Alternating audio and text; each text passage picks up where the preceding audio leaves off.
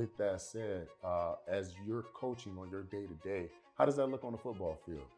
So obviously, like when you go to this stage at like such a big program like University of Georgia, you learning so much and growing and trying to figure it out because it's a different level of football.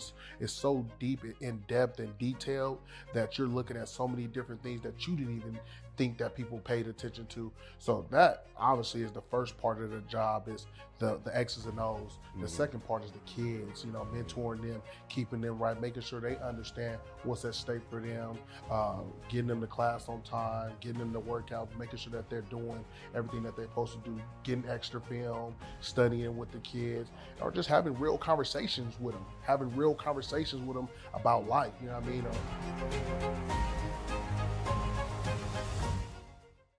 Hello and welcome to the Prepare to Compete podcast, where we talk all things VA benefits, real estate, and entrepreneurship. So today's episode is a testament to more in a promise story, which transcends boundaries, connects dots between desperate worlds, and brings forward a narrative that's much about conquering adversity as it is scoring touchdowns. Okay, I really have the honor, right, of welcoming one of our esteemed guests, who's not only a playbook architect on the football field, but also is a life strategist in the classroom. Okay, Coach David Hill, a beacon of guidance at Desert Pines High School, my personal alma mater, right, has not only led approximately 100+ students to victory of a college scholarships, but also a cornerstone of life education through the Jobs of America's Graduates Program, boasting a remarkable 100% graduation rate. He's the personification of our core values: hard work, dedication, and the transformative power of mentorship. Welcome to the podcast. Welcome to the show. Welcome to the show, brother, man. Hey, man. Oh, man. I'm really excited about this episode, you guys. Again, I have a personal relationship with with Coach David Hill here, man. I just was giving him, before the cameras were on, I was just giving him this kudos, because I'm just really, really proud of this brother, because not only personally have I seen it in action, but I always known he was very special. Even the first time we met, not on the football field, but also football field as well. So it's a real honor, man. It's a true honor, man. Yeah. So, but with that being said, man, it just obviously we want to kind of just get into a little bit of a, journey of your pathway, of your background, but not only your background, but giving our audience some aspects of, entrepreneurship, mentorship, understanding, guidance, just how important it is, and giving a little insight of what you do and who you are technically. Yeah, absolutely. From Las Vegas, Nevada. Obviously, we both went to the same high school, Desert Pines High School. My mom had me at 14. I'm the oldest out of 4, 3 all boys. Played football at Desert Pines, left there, went to University of St. Mary's in North Dakota. Left there, went to junior college. From junior college, went to University of Arizona, did some pro workouts, did some things like that. I was already locked in that if this didn't work out, my plan B was to go back to Desert Pines, get back to my community, get these kids what I needed, what I felt we needed. I felt we needed more mentorship, more people to believe in us, show us how to get to the things that we said we wanted, because, we saying it, but we don't got the blueprint. We don't got the roadmap to get there. So I was like, okay, let me go back and be that beacon of light in my community, that pillar. And that's what that's why I worked out, because I was intentional. And when I came there, God had me, and it worked out. Yeah, it worked out. That's amazing, man. Listen, just kind of being a person on the outside looking in, we always want to make sure that, any type of success that we do have as a prominent person in this world, you always want to try to reach back and pull up one. Absolutely. Mentorship is very, very important, not only to our community, but just in community, just in general. So you have been kind of that idealistic person from what I've seen in regards to that, because it really matters when someone is able to say, hey, this is how you do it, and really care. Yeah. And really care. Yeah. So that's why I always want to make sure you get your roses, man. This show is all about not only expressing the voices, but also giving the roses. But again, I don't want to skip over, you know, your prominence in your sweat equity check and no days off in your business in regards to entrepreneurship as well.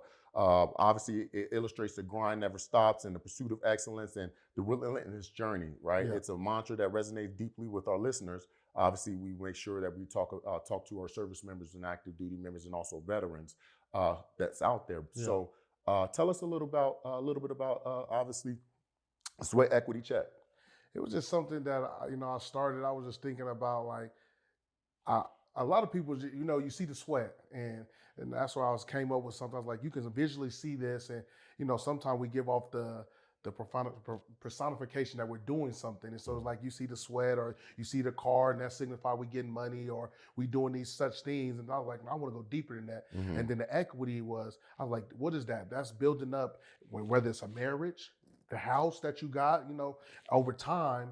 The more that you do it, you build up equity, whether it's in the gym, whether it's coaching sports, you know what I mean? And, and being somebody in the community that people look up, the longer you do it, the more equity that you build up. So I was like, okay, let's do that. And the check is the accountability, because sometimes I think that, when you get money or you get fame or you get success or you get to losing weight or gaining weight, whatever it may be, we start to kind of forget how we got there. So we don't have the accountability. We get that God complex. Like, nobody can tell me nothing. I just lost 60 pounds. I'm in the gym. Or I got all this money. You can't tell me nothing. Or I won 3 national championships. But the check is the accountability, keeping you grounded and making you remember what you did to get there. So I just put all that together, and it was something that I felt that embodied me and my grind. And shit has been working out. So man, that's excellent, man. That's excellent. Oh man, and again, just having that accountability, as you mentioned, I think everyone needs an accountability partner. Absolutely. Right? So let me ask you, who's your accountability partner? You know what? I got a lot of accountability partners but one is probably, the biggest one is probably my mom, my daughter, and God, you know what I mean? Just things like that. I keep myself accountable too, you know what I mean? Like I know if I'm messing up. I know if I'm doing something that can cost me my life or cost me to lose my job. And I try to avoid those things, because when you work hard for a lot of things, but you can lose it in 30 seconds, 40 seconds, you know what I mean? You can lose your life in 10 seconds by making the wrong decision. So I just kind of try to hold myself and always think about those things. Or, what will my daughter say? You know what I mean? And how much do my daughter need me? Think about the sacrifices. Like my mom, like I said, she got pregnant at 14. You think like she made that sacrifice to bring you in this world at such a young age. That's how you're going to repay her? So I think about those things, my friends, and, more than people think about it, the Desert Pines community, you know what I mean? I want to be somebody that brings positivity, not another person that brings negativity to our community. So it's just like those things keep me accountable, you know what I mean, amongst my friends. And you know what I mean, I don't got no ego. So a person, if you see me doing something that's not up to what you think, I don't have no problem with you jumping in my DMs like, D, that ain't you. You know what I mean? I don't get, my ego ain't gonna be like, I'm gonna respect it. I'm gonna grow more love for you. So when a person, I got a ton of accountability partners if you really want to think about it. Yeah, man. So having that self-awareness is always great, man, and also having that reduced ego, so you can ingest some of the understanding or perception around you, because a lot of people are going to shoot negativity at you, but it sounds like you put the surrounding cast around you with the man upstairs going number one, and also your mother being another accountability factor. I think you're on the right path, man. Absolutely. But it's amazing, man. It's amazing. Thank you, bros. I appreciate you. But with that being said as well, I do want to kind of know, and this for our listeners, some of your professional background at the moment. What you currently have going on outside of obviously Sweat Equity Check and different things that you're doing right now. So obviously I coach that's my main primary employment is University of Georgia, assistant running back coach, player connection coordinator. That's it. That's right now. That's where all my eggs at. Yeah. Everything else comes second to that. You know what I mean? Second to that. There we go. So kind of give me some of the I guess the day-to-day, right? Because you're really big on mentorship. You're really big at developing boys into men, and you're really big on accountability. With that said, as you're coaching on your day-to-day, How does that look on the football field? So obviously, like when you go to this stage at like such a big program like University of Georgia, you learning so much and growing and trying to figure it out because it's a different level of football. It's so deep, in depth, and detailed that you're looking at so many different things that you didn't even think that people paid attention to. So that obviously is the first part of the job, is the X's and O's. The Mhm. second part is the kids, mentoring them, keeping them right, making sure they understand what's at stake for them, getting them to class on time, getting them to workouts, making sure that they're doing everything that they're supposed to do, getting extra film, studying with the kids, Oh, or man. just having real conversations with them about life, you know what I mean? Or, you know what I mean? Because when you're dealing with 130 some kids, everybody is feeling different some days. They may have a bad day. They may be feeling insecure about somebody else doing good. Mm. And so you just kind of redirect that energy and keep them in their lane, keep them positive, Mm. making sure that they understand things from not just the surface level, but deeper than that. So that's the job on a day-to-day basis, is just keeping everybody, getting us to the finish line. And, Yeah. and I hang my hat on the mentorship and being positive, letting these kids know that they love, because they're away from their family. They don't got their mom, dad, and they support system. We become their support system. So it's like it's important for me and my colleagues and everybody in that building to give them love and continue to help raise them, because Yeah. this is where the village come in at. Yeah. This is Yeah. the part where the village is taking over. These people have entrusted their kids with us. So now you uplifting them, telling them, you can do this, or redirecting like negative or bad energy, or, bad behavior. That's not how you handle the situation. You may be right, but that's not how you handle it in the real Mm. world. No, Yeah. that's amazing. And a part of a main portion of our content or our show that we provide is entrepreneurship. And in entrepreneurship, there's leadership, right? Yeah.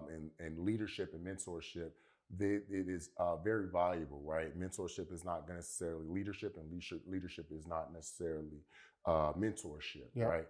We would think they will be very synonymous with one another, Yeah. which actually they are, but they aren't at the same Yeah. time. Absolutely. Because you can be a mentor that's doing things totally wrong in your real life, Yeah. but your mentor is somebody that is and giving them the great direction. Yeah. But as a leader, you talk that talk and walk that Yeah. walk, right? Absolutely. So it's just great to be able to see that's what you're doing. Yeah. So, but with that, a lot of our listeners are active duty military veterans, and also business expiring business owners, and also business owners now.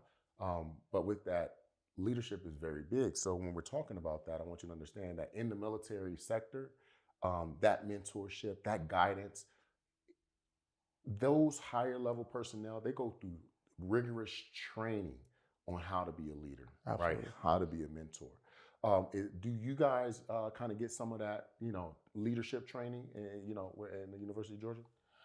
I think if you wanted, I'm gonna say, when I say think, if you wanted, like, if you looking to grab leadership, and that's Hmm. like, I'm not saying that we taking classes or things like that, but it's like you got one of the best head coaches in college football, Kirby Smart, and why would you not be looking to see how he conduct himself? Why Yeah. would you not be looking like how he carries himself, or how he attacks his day to day, the things that you are accessible to? Why would you not be looking at our offensive coordinator, our defensive coordinator, or the running back coach, or that's what you said you're inspired to be? So, that in that way, because I'm climbing that ladder. So yeah, I'm getting the mentorship because I'm looking at the people that I want to be like. You know what I mean? I want to Mm. be in those positions one day. So that's the type of leadership you getting, hands on. It's like Mm. on the On the job job training. training. Yeah, Yeah, on the yeah, job yeah. training. So that's what I'm getting in that sense. But as far as, like I told, like the coaching convention, you got little things where you can go and hear people speak and stuff like that. Hmm. But the most is the day to day. That's how you get that training. Got you, man. That's amazing, man. Yeah, because it's not easy, No, right? absolutely, it's not. But that on the job training, man, you actually, and we talk about it all the time. When you can actually touch the person, Yeah, actually be and say, "Hey, I want to learn from you. yeah, I want." Is a lot of times, right? I think right now with social media and different things, everybody's trying to go 0 to 100. yep, Now, understanding, just like you said, that sweat equity check, nobody hmm, sees the sweat and work yeah, behind it, right? hmm, But with that, for some of our listeners, you've accomplished a lot of different goals, but amidst all of that, that journey, there's been hurdles, Yeah, right? absolutely. And everyone deals with hurdles. But how did you maintain some of the motivation and discipline, not only to get to your athletic goals, but also your professional goals as well? I said this what I wanted. Like nobody told me this is what I needed to do. I said I wanted this. And so if I say I want it, then I better be able to do whatever it takes to accomplish it. And with those hurdles, those Mm, setbacks, whether it's losing somebody, whether it's not being in the position that I would think I should be in, mm, or you know what I mean? Because like you said, everybody want to go 0 to 100, but what if it take you 10 years? You know, it took me 10 years to get to Georgia. That's what wow. I mean. That was my goal. I said I'd Mm, set that goal 10 years ago. And it was a process. And so sometimes I think we getting trained on the field, job training, we getting tested to see if we really want this, testing our faith.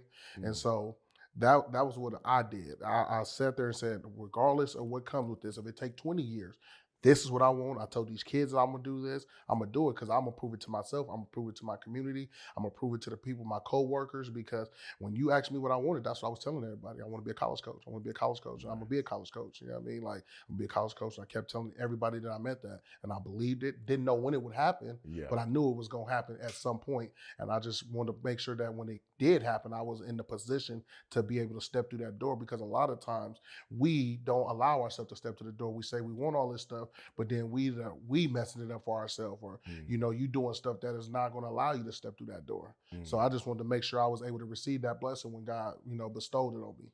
Yeah, that preparation, Yeah. all the preparation for when it's time to get ready. Mm-hmm. So, but actually, talk a little bit about the preparation, right? When you're talking about,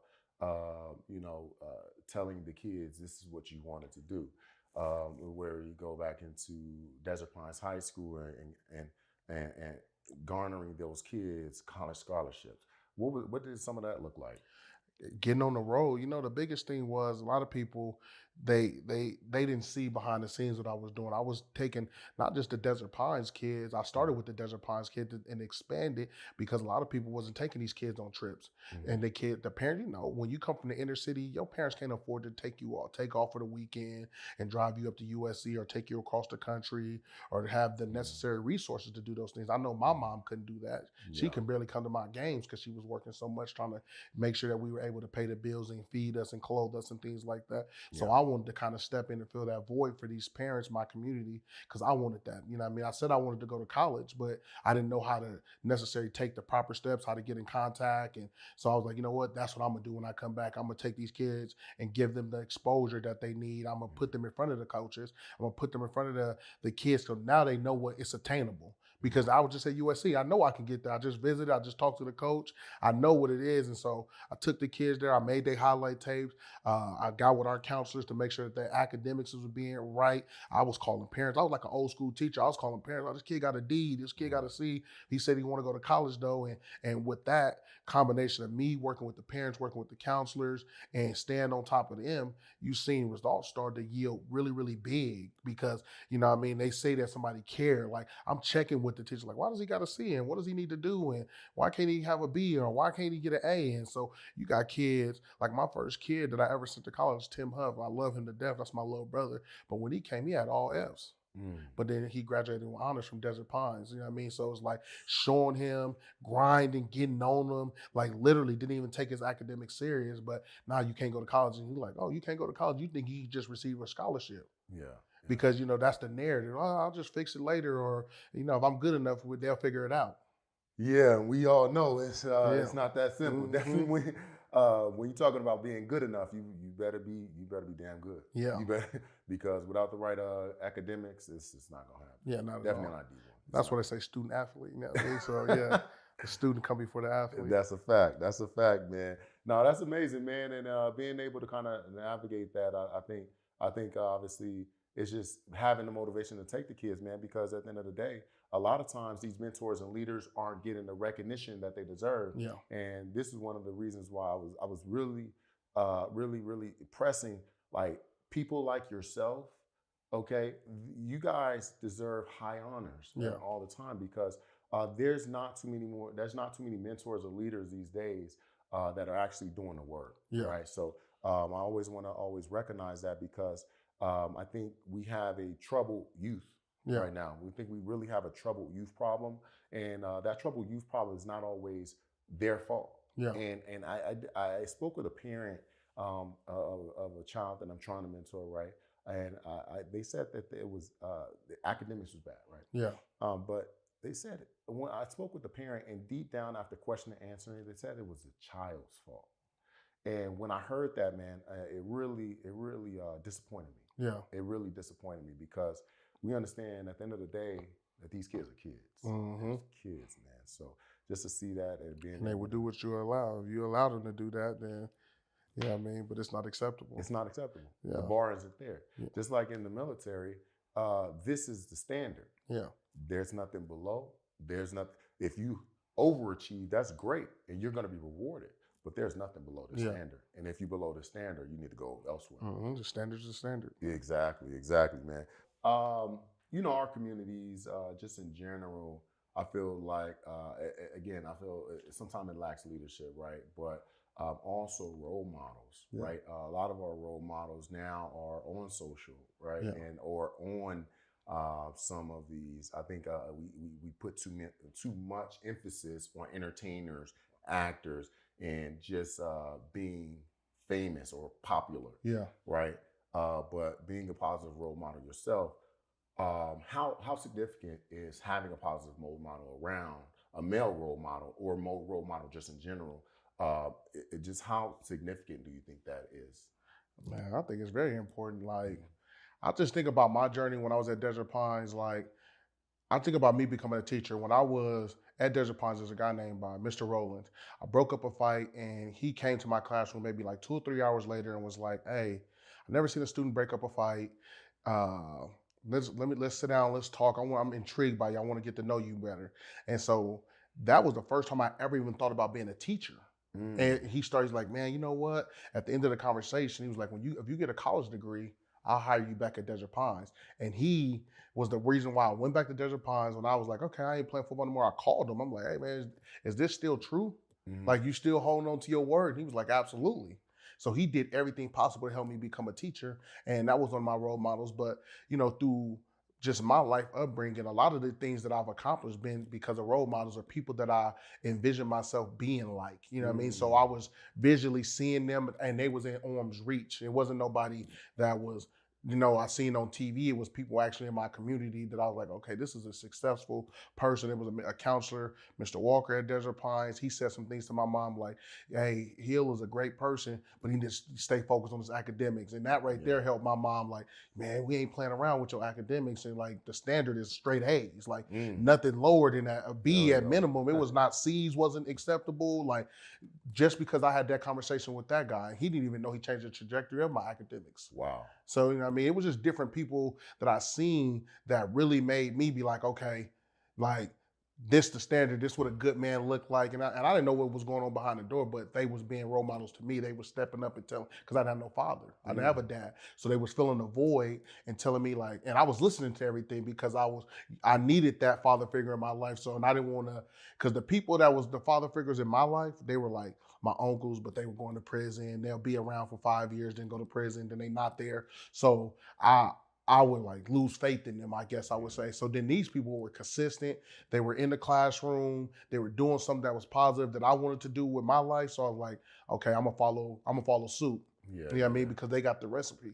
And I think that in our community it's very, once the kids see that somebody around them that cares and helping them on that path, now it's realistic. Like, I can really accomplish that. I got people I don't want to let down. So it's very important that you pour into these kids, that you give back to them, that you uplift them, because in a world where you feel like you can get down on yourself easily or not be good enough, like I ain't good enough, like you got somebody that can come in and give you that reinforcement, like, "Nah, man, you good, man. This happened to everybody." Like, you know what I mean? Like, I failed 100 times before, because sometimes you might try something for a week, it don't go right, and you be like, "I ain't doing that no more." Like, the diet went bad, and now you got that male that's telling you like, "Hey, you got this." You know what I mean? Like, I got your back. You're gonna have good days, bad days. I have bad days. You know what I mean? Because like you said, social media, so many people on social media think that the celebrities or whoever it is, they don't have bad days. Beyonce don't have bad days, or this person, Rick Ross, don't have bad days. They got a lot of money. They got the best life ever. Drake don't.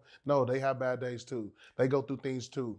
Yeah, man. And listen, when I tell you, brother, I cannot stress enough of the understanding as no one's perfect. Yeah. I feel like social media will put yourself in a perception of life that's their highlight reel, right? Yeah. Having your highlight reel is not real life. Yeah. And I think you elegantly said that and kind of pushed it through. And again, relaying back to sweat equity check, Yep. right? The you putting the work in, the sweat, but now you have that accountability, and who's going to be your accountability? That positive person, that Yep. positive role model, or that person that you put in your life. Say, here's a pathway. Yep. And we had an episode that my partner, Mr. Jones, man, he talks about mentorship and coaching. Yeah. Right? He talks about mentorship and coaching and understanding the difference between the two, right? And understanding how mentor is going to have no rewards. Their reward is seeing your success. Absolutely. And that is the only thing that is attached to it. However, when someone is a coach, right, they're involved in the journey. It's a representative relationship. This is this is the standard that I'm going to provide you, and this is what I'm going to do. And how am I going to set those requirements is a contract or within the system of University of Georgia, per se. Yeah. You're a coach, right? Yeah. So it's different. And I think a lot of, in business, it gets blinded because a lot of people are currently masking themselves as mentors, but calling themselves coaches and want to be paid for their teachings. And don't get me wrong, I think counsel is paying for counsel is perfectly fine. Oh, absolutely. But as we kind of agreed to, let's not mask it. Let's tell it for what it is. Yeah. But a lot of these kids are being fooled right now. Mm-hmm. You're a 21-year-old. I'm going to make, they're on social media, I'm going to make you rich by setting you up an Amazon store. Mm-hmm. The only thing you have to do is pay me $15,000. Mm-hmm. Or the only thing you have to pay me is $20,000. Mm-hmm. Where's the work in between that? So you didn't do any research, you didn't do any understanding, but like you said before, if you don't have that sweat equity check and understanding, having that accountability and having that accountability in yourself, you're going to get robbed.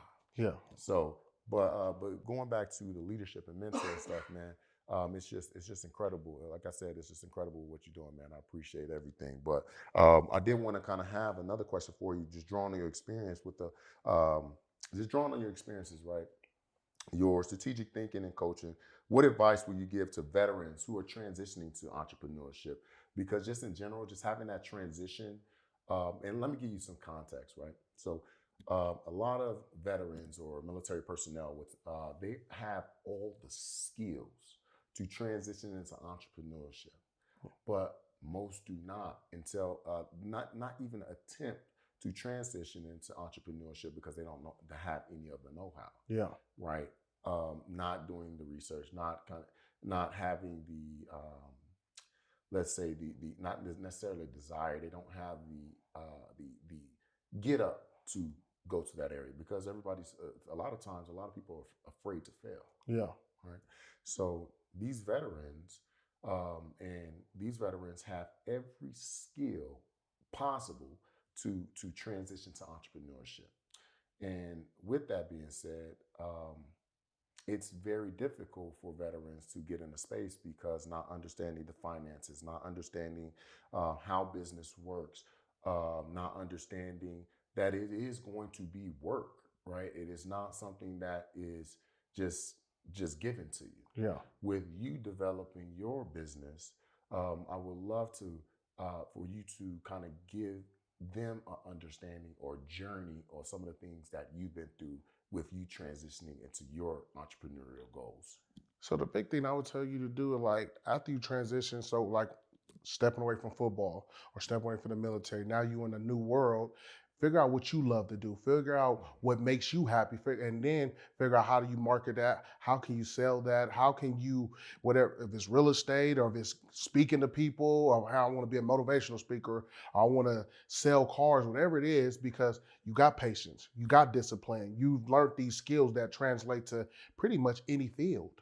Any field, and you just got to be confident in yourself, believe in yourself, and understand that there's going to be hurdles, there's going to be failure, and you know what I mean? I remember the first time I made a couple videos and nobody said nothing. It was like little, but now I'm posting videos and I'm getting 50,000 views or 40,000 views on them. But it takes time and understanding that this ain't a microwave. Like, you know what I mean? It ain't no microwave. It's a crock pot. Like, you know what I Yeah. mean? Like, I'm going to put myself in this crock pot. I'm going to slow cook it. And over time, I'm going to get out of it what I put in it, what I believe I can get out of it. A lot of people just thinking like, oh, I'm done. I've been working. Like, you know, I put 25 years into the military. I don't want to work no more. Like, I don't want to transition to entrepreneurship because I don't want to fail. And why would I want to fail when I just gave my life to the military? You know what I mean? I already did my grinding. Nah, but now we transition into a new field because you ain't doing that for the rest of your life. Now it's something new. And now, you know what I mean? Like, I knew football was going to come to an end. And I knew I wanted different streams of income. I knew I wanted different things to impact on. I just didn't want to be known as Dave Hill, the football coach. But I didn't want to just be known as the teacher either. I don't want to just be known as the person that just helped all these kids go to college. I was different things that I wanted to be known for. And so with that being said, be willing to fail, be willing to be in uncomfortable situations. Make yourself vulnerable. Yeah. You know what I mean? Like, public speaking is not easy for people, for most people, but the more and more reps you get at it, the more and more things that you do, you'll be able to execute it. Like, sometimes it's hard for me to get in front of the team. My heart be beating out it's like it's about to jump out of me sometimes. But I talk to God, I look at the people around me and be like, they wouldn't have me in this role if I couldn't do it. Ooh. You know what I mean? Like, and that's a lot of things. Like, you wouldn't be in certain positions, that things wouldn't be presented to you if you weren't capable of it. You just got to be willing to step into it. And that doesn't mean that it's going to be perfect, and it doesn't mean that there won't be no failure. If you embrace those things that come with success, because we see Elon Musk and Warren Buffett and Bill Gates, and we think that they didn't fail at nothing. We think that they just had it all figured out, and they was instant billionaires. Nah, that's not how it goes. You know what I mean? You're going to take some lumps. Yeah, you definitely gonna take You some taking L's, some man. lumps, but embrace the lumps though, Yeah. and use them as lessons. 100%. And like you said, I think a lot of people are understanding when they get out the military, right? What happens is they're used to being a leadership role. And when you come back, when you transition to civilian life, you're a civilian. Yeah, You're back at the bottom. You walk past somebody, they're not saluting you. They're Yeah. not recognizing your service because you wear it as a badge of honor anymore. Yeah. You can't see that. Mhm. So again, that transition is starting back over, and you have to embrace it. Yeah. You have to embrace it. And a lot of veterans, I don't believe, embrace it and aren't able to go through the journey because of that factor of having to start at square one. Mhm. But yeah, it's interesting, man. I'll tell you this. Now that you said that, I think about this. Like, I would like to say, well, that 10 years I had became one of the top high school coaches in the country. I like to think, and the way that we were putting out Division I athletes at Desert Pines and winning games, and like 5 All-Americans and we had 2 dudes drafted to the NFL this year from Yeah. Desert Pines High School. And think about it. So only 7 high schools in America did that. Wow. This last draft would have multiple players drafted, and it was led by Bishop Gorman too. Bishop Gorman had 3 players drafted, so they led the country. So 2 out of the 7 teams that did it in America was from Nevada. Nice. And I say all that to say, when I transitioned from Desert Pines to Georgia, it was starting all over. I was at the bottom of the totem pole.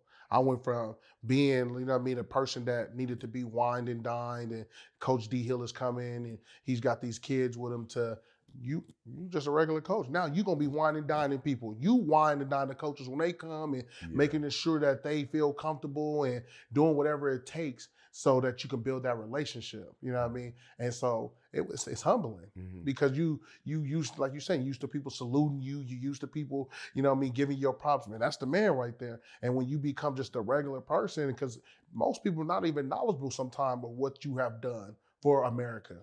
Yeah, and I think that's a big thing, right? On the show, a lot of times when we're talking about the civilian sector, we have a space for veterans to tell their stories and speak their voices, right?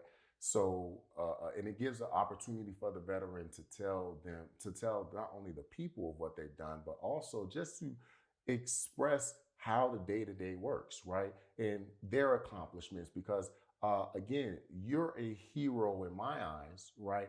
However, the rest of the world doesn't know what your heroic standards were or your heroic actions were. So we have that. So it's great to hear you say being here and being at the top and having to start back over was a humbling experience, but it was accepted because you knew where that was going to take you and where you know where it's taking you. Yeah, absolutely. But I think you touched on a lot of great points. But I don't want to skip over you being, again, the top coach in Nevada that I know, right? Yeah. I want you to talk a little bit about the accomplishments at Desert Pines High School in regards to athletics, in regards to academics, and for those kids, because from what I see, again, I see it, I understand it, but I want the audience to understand as well. Yeah, so you think about Desert Pines, 99% Latino minority school.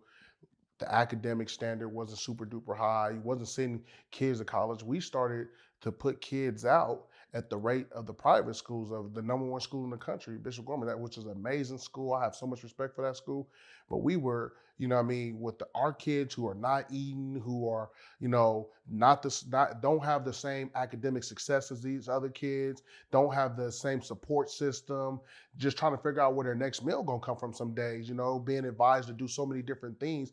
But now we're competing with schools private schools, and some of the richest people in Nevada kids go to the school, and now we're putting kids at the same rate as the private schools. We were able to get an Adidas sponsorship because they were able, and they sponsored the whole school. They sponsored the whole school, and that just was with me. I went and walked up to a representative, which is funny though. They had came to see Bishop Gorman, and Bishop Gorman had just signed a Nike deal, and I had went up to this dude and I was like, "Hey man, you should come check out our school. We putting kids in college, and I know they just signed this deal. They ain't gonna sign. Come over here and check us out." And he came. He met with me, Coach Rod, who's the head coach at the time, still the head coach, and the principal. And we just gave him some of our success and walked around the school. Ended up signing. They still sponsored by Adidas. That was like an 8-year program. I'm talking about free cleats, jerseys, everything for the football program, 20% off just by somebody just having the courage to approach the person and tell them what was going on at the school and how their support will greatly impact the kids. You know what I mean? Yeah. So we started doing things that just was off the charts over there when it came to the athletics, but it was the getting in the trip, getting in the car and taking the kids all over the country, flying to Minnesota, asking people for donations, figuring out who can help us get those resources so that these kids have access to the same thing that everybody else has. Because if you have an even playing field, then we can really get some results. You want results? Give them an even playing field. Give them the things that make them feel like they mean just as much as everybody else. And we did that, and you see that those results pay dividends. 100%. It's preparing to compete, man. You gave an opportunity for the kids to prepare to actually really compete. Yeah. Because being held back behind the 8 ball is just so much harder, right? Having somebody like yourself and having the courage to even speak to that representative, look what happened. Just having the courage, to say, hey, you know what? I'm going to take this opportunity because I don't know when I'm going to get this opportunity again, and to say, hey, we're doing great things over here. Hopefully you can be able to, again, not only sponsor us, but be a part of these children's lives. Absolutely. Man, you guys, it's just so many. It was like every time I went to check on you, man, through social media, it was always, you guys were pumping them out, pumping these kids out in college. I'm just seeing them sign, and I'm just like, man, you guys, just to kind of put a context, Desert Pines is not the best school. No. It's not. Desert Pines, it made me who I am. But I'll tell you, I think I truly think it was something in the water during that time that we went, man. And true indeed, if you really go back to see some of the people that were produced out of there, it was something in the water during that time. Nah, for real.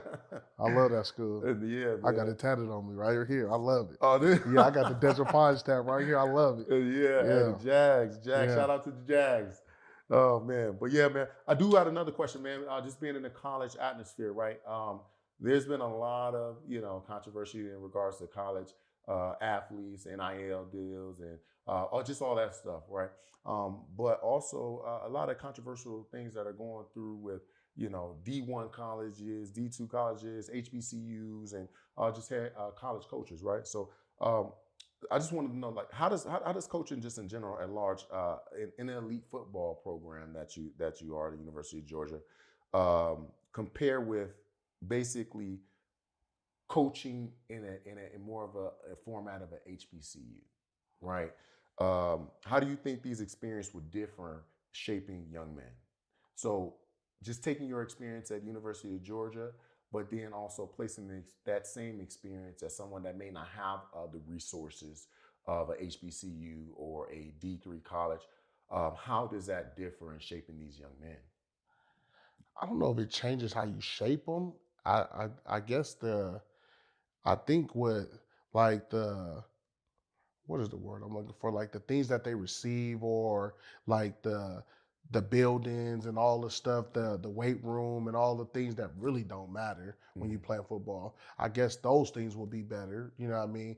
Because they have more resources, you know what I mean? The more resources you have, you think about Bishop Gorman, like I'll go back to that, Mhm. versus a Desert Pines. Well, we don't got the resources, so our weight room don't look like this. Bishop Gorman weight room look like better than some colleges. Their stadium Sure look do. better than some colleges. Sure do. So it's like if you have these resources, it's still just like feel good, play good.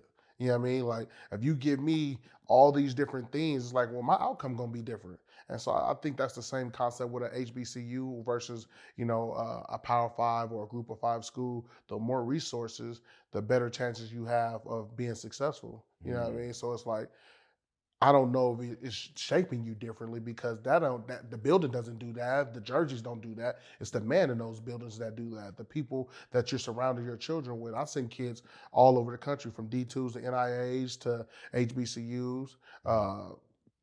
Bethune Cookman. I got them everywhere. You know what I mean? So I don't think that they're necessarily not being shaped and treated and loved on the same as we treat our kids at Georgia. Mhm. We just got more resources than that school. Nothing Mhm. more, nothing less.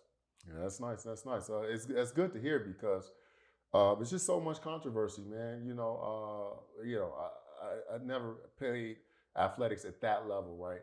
But just being, in high school athletes and different things, it wasn't necessarily the like you said, the weight room. Yeah, It was the mentality, yeah, right? Did you come in and put that? Did you put that work in a day? You know. However, I do think a lot of times the resources can get better people. yeah. You know, unfortunately, some of these people are just here just for the day, Oh yeah, right? absolutely, absolutely. But at the end of the day, it's kind of hard to, shift out who's going to be here, who's really here for the children, and who's here for the program, and Yeah, who's here is going to kind of take it a long way. That's something I do think the resources kind of would play a big part in, because again, going back to leadership and mentorship, you're going to be able to get a better leader. yeah, absolutely. You know, Because the resource is money. Then at that point, it's like, who don't want more money though? You know what I mean? true.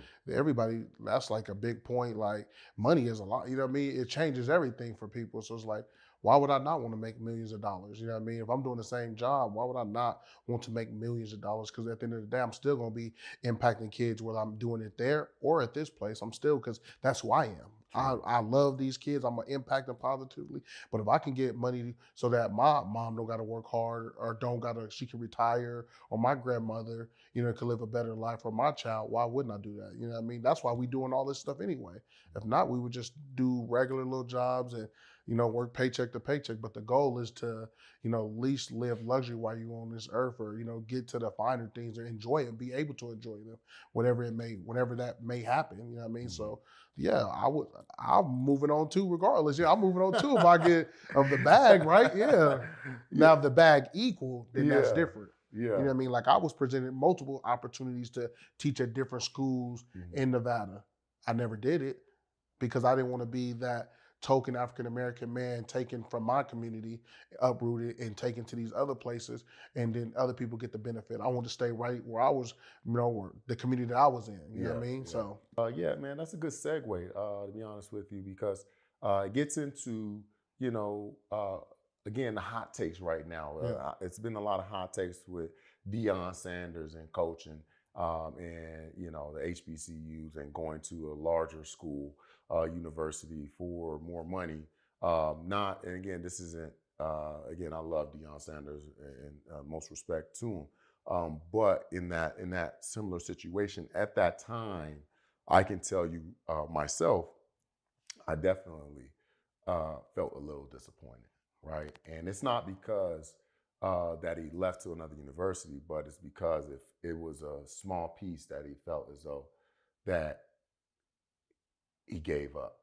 You know what I mean? But it wasn't him giving up. He just didn't have the real team backing from what I know, yeah, right? The real backing from and the support from the schools and the boosters, the monies, and different things of that nature to actually get the school going where it needs to go in the right direction, and also need to be paid. Yeah. You know, it sounds from my understanding you were paying to be there. Yeah. They gave like $500,000 or something like that to the school. But you know, in that regard, you know, going to the University of Colorado now, you bring all your excitement, fame, and also influence to someone that somewhere that is majority white, you know, Yeah. Caucasian, and it's not a good thing or bad thing.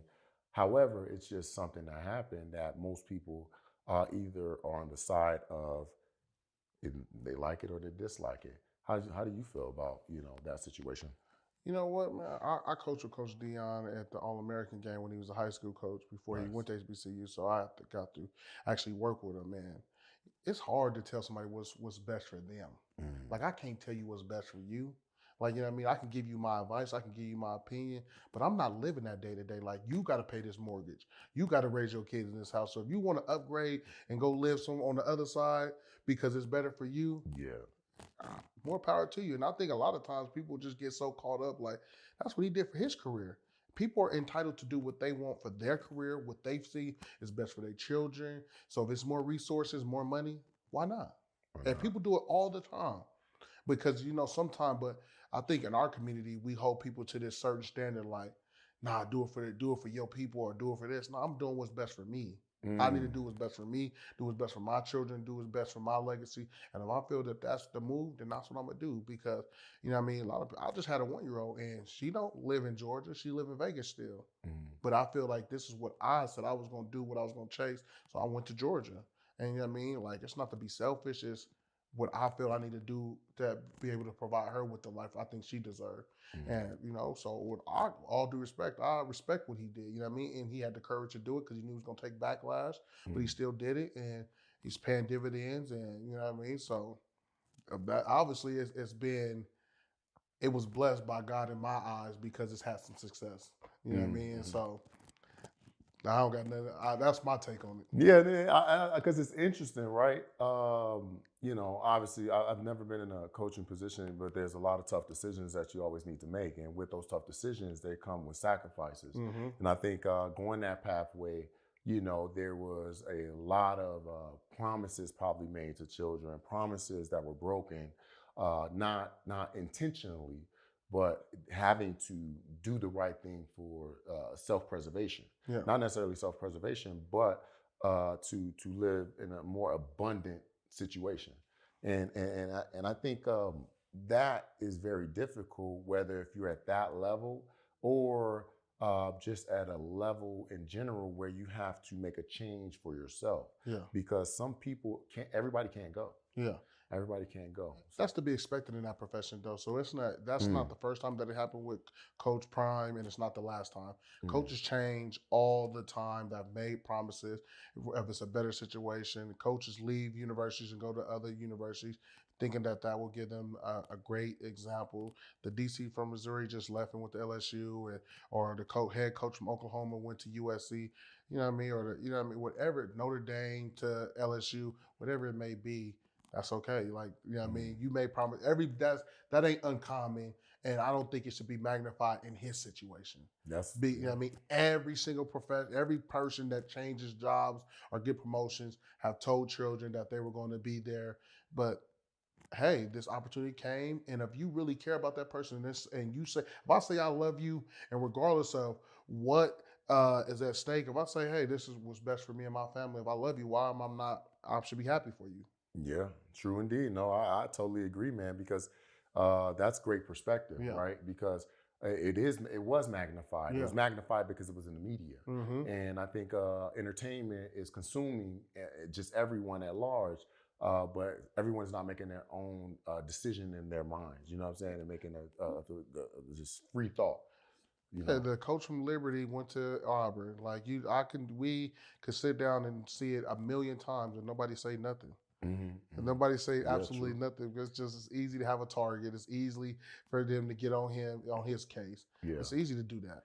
No, that's a great point, man, because and also take into consideration when you mentioned it's just at a just in a regular level, right? Real life, right? So as being in the military, you have to transition duty stations on a regular basis, right? Every 3 to 4 year tour, you're transitioning somewhere else. You have leadership that are in place, but they also mentor junior sailors or junior personnel. And when they're mentor junior personnel, what happens is a lot of times they have to transition and do what's best for them. If there's a billet open or basically another station, duty station open that they can go get a promotion, but you must leave now. But they promised a junior personnel that they're going to either get them promoted or get them in a better position and different things of that nature. But unfortunately, they got to do what's best for them. Absolutely. So again, that kind of puts a great perspective on it, because at the end of the day, it's all about making sure your family's correct, Yeah. right? You know what I mean? But that's awesome, man. That's awesome. So, but yeah, it's got again one more question, because throughout this mentorship and these leadership journeys that you've been on, right? You had significant impact on your players and lives through coaching. Can you tell us more about the Dream Hill Foundation and how it extends your commitment to the community and basically community and legacy beyond football? So that foundation was something that I thought about because, I was like, I actually named my daughter after it too. So her name is Dream Hill. But so the foundation was something I thought about, like taking these kids on this tour and making their goals reality. So it's like, I'm gonna take you. So you say you want to go to USC or you want to go to these places. I want to take you there so you can visually see it, go talk to their missions, see what their requirements is. So you can never be like, well, I didn't know I needed a 3.0. I didn't know I needed to do these prerequisites. I didn't know I needed to take this certain math. I wanted to take those excuses out of the way for the kids so that they knew exactly what it took to accomplish their goals. And that's how the foundation was something that I was like, okay, cool. I'm gonna take these kids all over the country, I want to go to Notre Dame. Okay, no, let's go visit Notre Dame. Let's go visit these places. And now it's like, I've been there, I see it, I touched it, I didn't walk the campus, versus me saying, I'm gonna do that and I ain't never left Nevada before. It's like, that's just words. And the reality of you actually accomplishing is really slim to none, unless you really self-motivated. But now I'm pretty sure we did the research or the data on it. I would know that the numbers jump through the roof by you visiting the school and all that stuff. So that was why I started that foundation. Yeah, I mean, you gotta, you know, being an inner city child, being actually able to visit a place is you. Most inner city children don't have the resources to be able to go do those things, right? But actually being able to touch it rather than just visualizing and see it on TV, it's a different feeling. It's a different feeling. I mean, I can't even put into context how that really feels. It's like, hey, this is an obtainable goal. This is how I get there, and I really touched it. You know what I'm saying? So, but yeah, man. So transitioning from an athlete to a coach requires significant change. What advice do you give veterans and active duty members just facing those major life transitions? Because they're both synonymous, right? How would you put some of those life transitions and give them obtainable goals or obtainable pinpointed direction? Just be open to change. Change is good. You know what I mean? Sometimes we see change as a negative thing and we don't want to experience it. We don't want to relocate. We don't want to go live somewhere else. I told people I moved to Georgia. I don't got no family member there. I don't got no friends there. I lived that place by myself, but that's what I wanted for my life. And so I'm not going to let that be the excuse why I don't experience some of the things that I desire for my life. You know what I mean? So be open to that. Be willing to immerse yourself into new surroundings and new people and go talk and make yourself vulnerable. You know what I mean? Go meet new friends. You never know what it can do for you.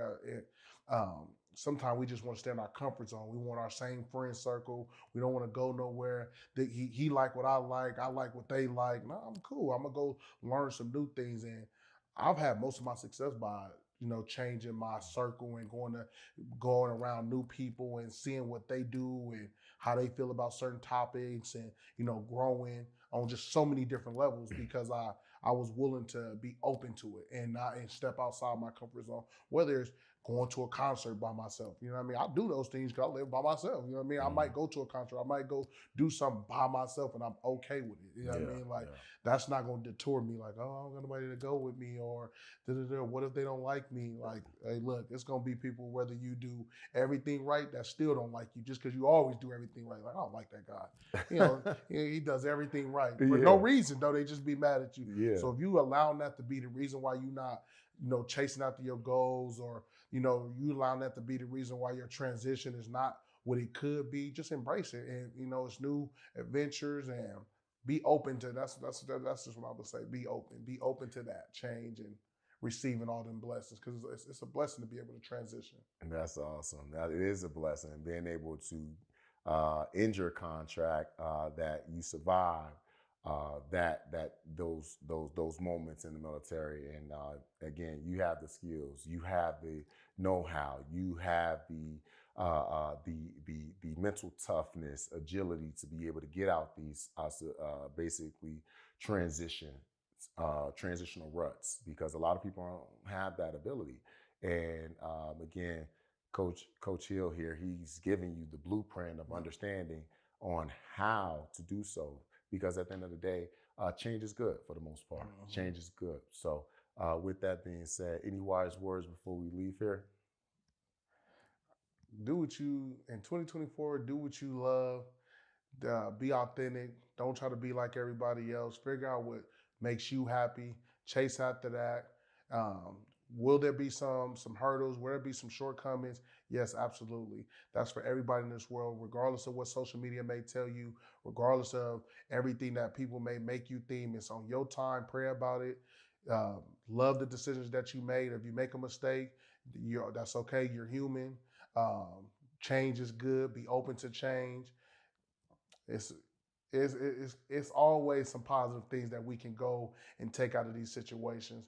And don't let nobody let the, okay, well, he ain't adjusted it fast enough, or he ain't working fast enough, or he ain't learning the information fast enough. Don't let those things hold you back. You know what I mean? Spend some extra time, put a little bit more equity into the things that you said that you want for yourself. So if that's opening a business, whether it's real estate, whatever it may be, go out there, understand that it's a new adventure. So you got to learn some things. It may take 5 years before it really take off. It may take 7. You may get lucky and be a rock star and it take off in 2 months, but that's not the norm. So don't expect that. And just look for your resources. You know what I mean? So nice. Listen, man, I truly, man, it was an honor. I really appreciate you coming on the show, being able to tailor your experiences to our veteran community, because it isn't easy. And having a mentor and a leader like yourself to be able to come on our show, to be able to give them guidance, to be able to give them understandings, to be able to give them education, it has been nothing but an honor, and I really appreciate you, brother. So with that being said, we want to continue to prepare to compete, and we're out. So thank you guys so much.